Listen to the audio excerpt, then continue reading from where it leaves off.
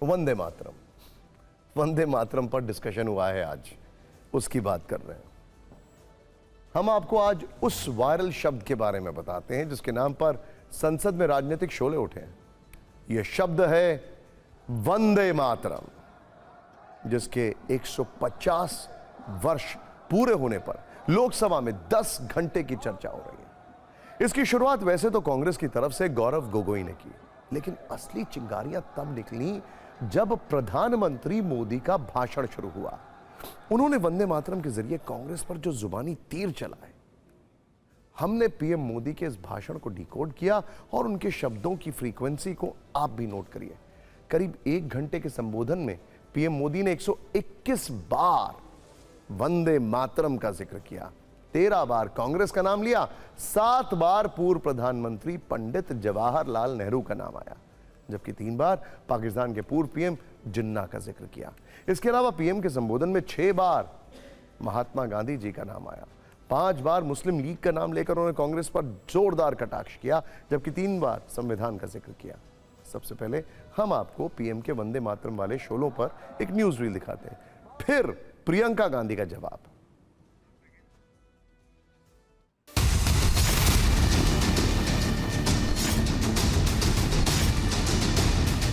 जिस वंदे मातरम के गीत ने देश को आजादी की ऊर्जा दी थी, उसके जब 100 साल हुए तो दुर्भाग्य से एक काला कालखंड हमारे इतिहास में उजागर हो गया। तुष्टीकरण की राजनीति के दबाव में कांग्रेस वंदे मातरम के बंटवारे के लिए झुकी, इसलिए कांग्रेस को एक दिन भारत के बंटवारे के लिए झुकना पड़ा। और इतना ही नहीं, आईएनसी चलते चलते एमएमसी हो गया है। बजाय कि नेहरू जी मुस्लिम लीग के आधारहीन बयानों को तगड़ा जवाब देते, लेकिन उल्टा हुआ। वो ऐसा क्यों कर रहे वो तो पूछा ही नहीं, न जाना, लेकिन उन्होंने वंदे मातरम की ही पड़ताल शुरू कर दी। देश का दुर्भाग्य कि 26 अक्टूबर को कांग्रेस ने वंदे मातरम पर समझौता कर लिया, लेकिन इतिहास इस बात का गवाह है कि कांग्रेस ने मुस्लिम लीग के सामने घुटने टेक दिए और मुस्लिम लीग के दबाव में किया। पीएम के संबोधन के बाद विपक्ष की ओर से जवाब देने की जिम्मेदारी प्रियंका गांधी ने उठाई। उन्होंने एक सवाल पूछा, यह गीत 150 साल से देश की आत्मा का हिस्सा है, लोगों के दिल में बसा है, तो इस पर अब बहस क्यों? उन्होंने इसमें बंगाल इलेक्शन वाला कनेक्शन बताया। हालांकि रक्षा मंत्री राजनाथ सिंह ने कहा वंदे मातरम केवल बंगाल तक सीमित नहीं था और 151वीं वर्षगांठ का उत्सव इस गीत को सम्मान दिलाने का संकल्प है। बराबर का दर्जा देने की बात की गई।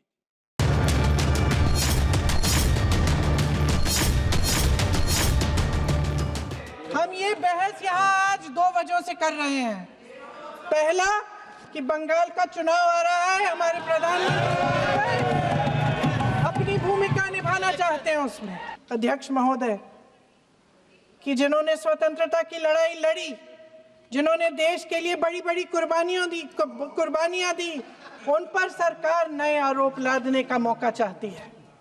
देश का ध्यान फिर से जनता के ज्वलंत मुद्दों से भटकाना चाहती है। आज आजाद भारत में राष्ट्रगान और राष्ट्रगीत को बराबर का दर्जा देने की बात की गई थी, लेकिन एक हमारी राष्ट्रीय चेतना का अभिन्न अंग बन गया।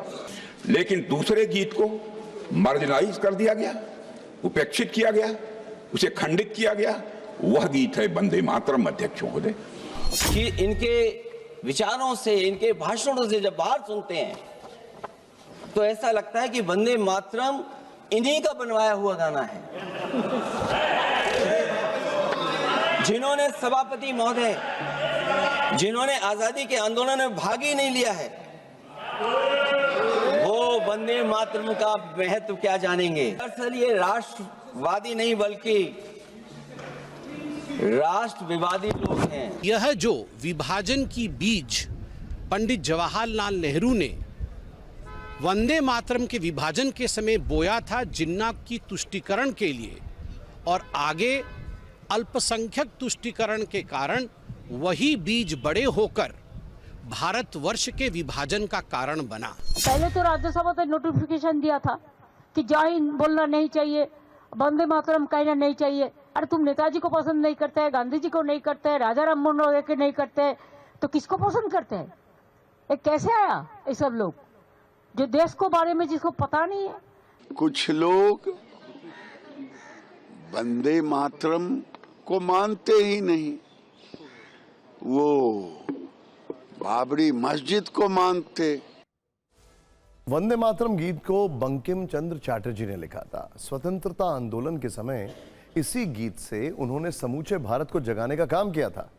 अब जबकि वंदे मातरम पर इतने वर्षों बाद देश की संसद में बहस चल रही है, तो TV9 की टीम बंगाल में नॉर्थ 24 परगना पहुंची। यहां के कथलपारा में नई हट्टी एक जगह है जहां उनका पुश्तैनी घर है, वहीं पर उन्होंने वंदे मातरम गीत की रचना की थी। आप भी देखिए उनका घर अब किस हाल में है और वंदे मातरम के 150 वर्ष पूरा होने पर क्या कह रहे हैं वहां के लोग।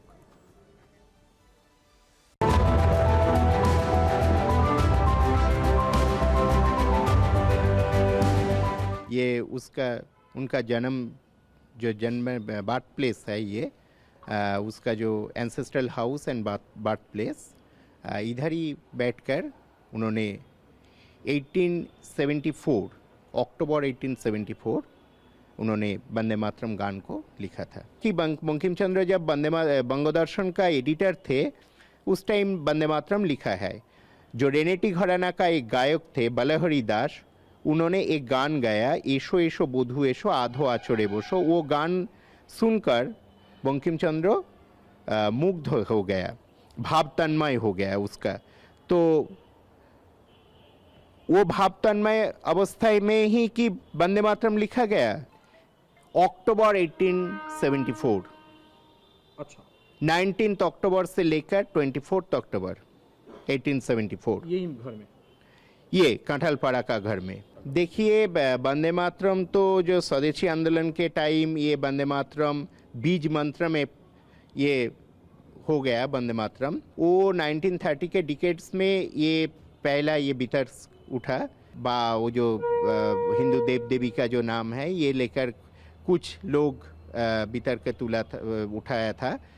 उस टाइम जो पंडित नेहरू, गांधी जी, नेताजी सुभाष चंद्र बोस, ये सब रविंद्रनाथ के पास आए थे एवं रविंद्रनाथ ने बोला कि जब बंकिम चंद्र जीवित था तो वंदे मातरम का जो पहला दो स्टैंजा है वो पहला दो स्टैंजा पे उन्होंने सूर चढ़ा के बंकिम चंद्र को सुनाया था। तो बंकिम चंद्र खुश हुए थे।